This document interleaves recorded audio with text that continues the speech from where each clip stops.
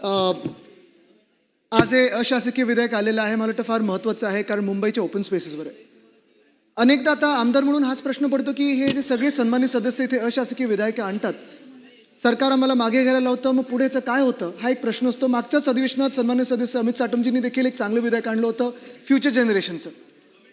Committee झाली का? पण ते विधायक म्हणून कधी येणार? कारण आता अजून एक अधिवेशन आपलं गेलं आणि अधिवेशनामागे असं चालू असताना मला वाटतं मुंबईच्या मोकळ्या जागा ह्या धोक्यात आलेल्या आहेत, किंबहुना आपल्याला वाचवण्यासाठी एकत्र येणं गरजेचं आहे, हे सगळेच मान्य करतील.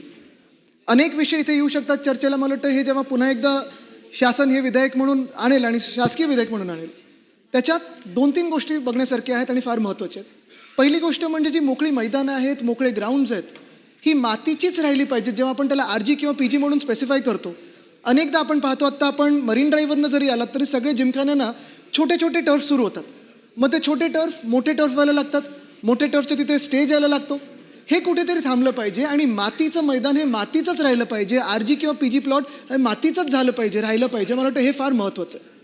दुसरी गोष्ट म्हणजे अनेक ठिकाणी आम्ही पाहायला लागलेलो आहे, की आता जसं आपण एक उल्लेख केलात, ह्या ट्रस्ट कधीपासून केअरटेकर पॉलिसी आता प्रलंबित असली तरी देखील ट्रस्ट कुठच्या ना कुठच्या तरी मैदानावर बसलेली आहे. उदाहरण म्हणजे आता नेपिन्सी रोडला प्रियदर्शनी पार्क आहे, PDPची स्वतःची ट्रस्ट आहे. बुलाबाई देसाई रोडवर ब्रिज कँडी इथे. मला वाटतं हे अनेक वर्ष जे चालू आहे, काही ट्रस्टनं दिलेलं आहे, काही ट्रस्टनं धमकवलेलं आहे, काही ट्रस्टकडून मागे घेतलेलं आहे. एक आपण निर्णय घेतला पाहिजे, की एकदा केअरटेकर पॉलिसी अशी आहे किंवा नाही आहे आणि ती द्यायची की नाही द्यायची, कुठच्या निकषावर आपण देणार. मला वाटतं हा निर्णय फार महत्त्वाचा आहे. तिसरी गोष्ट म्हणजे तसंच जसं मी PDPचा उल्लेख केला तसं विंग्स म्हणून एक आलेलं आहे. किती चार्ज असायला पाहिजे, काय चार्ज असायला पाहिजे, एखादं मैदान कुठच्यासाठी स्पेसिफाय केलं असेल, ते आरजीचं मैदान असेल. पुन्हा एकदा मी विचारतो, तुम्ही कन्स्ट्रक्शनमध्ये टर्फची बांधणी हे कॉन्क्रीट काम म्हणून पकडणार की नाही? कारण एखाद्या आरजी याच्यावर आपण 10%च बांधू शकतो, बरोबर ना? आणि 10%च्या पुढे जर हे टर्फ असेल तर मग नेमकं आपण ते कशात क्लासिफाय करतो? टर्फची तुम्हाला परवानगी आहे नाही आहे, फायर ऑडिट केला आहे की नाही? मला वाटतं हा एक मोठा विषय राहतो. जे बिल्डरांकडून जसं आपण एम्युनिटी प्लॉट्स घेण्याचा विचार करतो, तसं आरजीचे देखील प्लॉट्स आहेत. मला वाटतं शासनाने आणि महानगरपालिकेने एकदाच यादी बनवली पाहिजे, की हे आरजीचे प्लॉट्स कुठे कुठे आहेत, किती आहेत, यायला पाहिजेत की नाही. मध्यंतरीच्याच काळात वरळी इथे आमचे जे प्रभाग समितीचे अध्यक्ष आहेत त्या गेल्या होत्या. एक पले रॉयल नावाची बिल्डिंग आहे तिथे बघायला, आणि त्या पले रॉयल बिल्डिंगनी आरजीचा प्लॉट घेतलेला आहे, अमॅल्गमेशन दाखवलेलं आहे. पण ते आरजीचा प्लॉट पाहायला गेल्यानंतर बाउन्सर वगैरे ह्या लोकांनी धमकून नगरसेवकांना परत पाठवलं.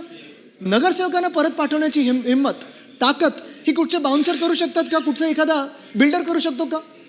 मग ते पले रॉयल असो किंवा कुठचंही असो, कुठून फोन गेला, का फोन गेला, हा कुठच्या अधिकाऱ्यानं फोन केला मुंबई महानगरपालिकेच्या, मला वाटतं हे सगळं ह्या विधेयकामध्ये आलं पाहिजे. आणि जेव्हा शासन हे विधेयक आणेल तेव्हा पहिली गोष्ट म्हणजे मातीची मैदानं ही मातीचीच राहतील ह्याची काळजी घेणं गरजेचं आहे. दुसरं म्हणजे एक निर्णय घ्यायला पाहिजे आपण, की आपण करणार की नाही. कारण आत्ता पण आपण पाहिलं असेल मध्यंतरीच्या काळात 3 आरजीचे प्लॉट महानगरपालिका रातोरात रेसिडेन्शियल किंवा कन्व्हेन्शन सेंटरसाठी कन्वर्ट करत होतं. मुंबईकरांनी याला विरोध केलेला आहे, देशभरातून याला विरोध झालेला आहे. मग मोकळी मैदानं आपण बिल्डर किंवा कॉन्ट्रॅक्टरच्या घशात घालणार की नाही?